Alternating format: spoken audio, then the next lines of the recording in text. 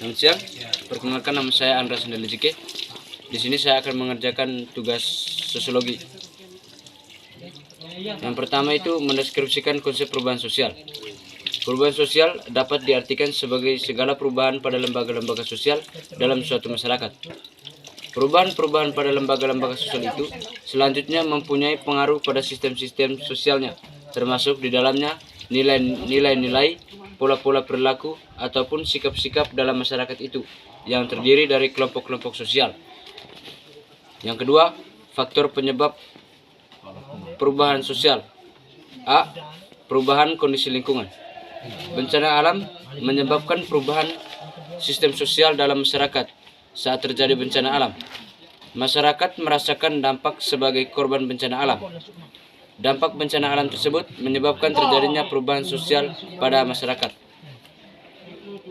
Selain bencana, kerusakan lingkungan juga dapat disebabkan oleh aktivitas masyarakat seperti membuang sampah sembarangan, penebangan liar, dan penumpukan limbah.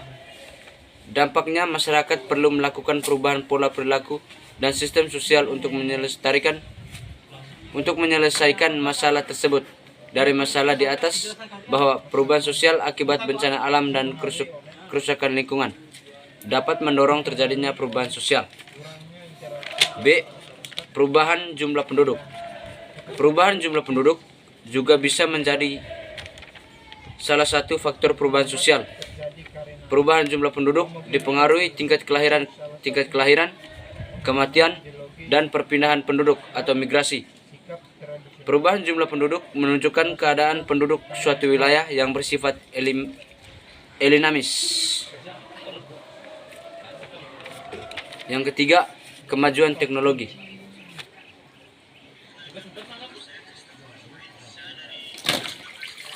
Teknologi mengubah perilaku dan sistem sosial masyarakat. Teknologi memberikan kemudahan efisien kerja dalam berbagai kebutuhan.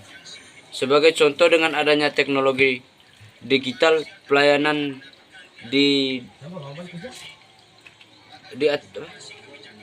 administrasi dapat dilakukan secara lebih efisien dan mudah.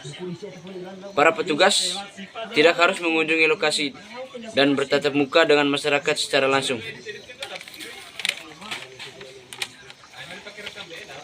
D. Terjadinya konflik sosial. Peperangan juga mengakibatkan terjadinya perubahan sosial dalam masyarakat. Akibat peperangan, pihak yang menang terkadang memaksa kehendaknya terhadap pihak yang kalah. Sebagai contoh, pemaksaan ide, nilai ataupun norma sosial kepada pihak yang kalah. Peperangan juga dapat menghambat masyarakat melakukan aktivitas sehari-hari secara normal.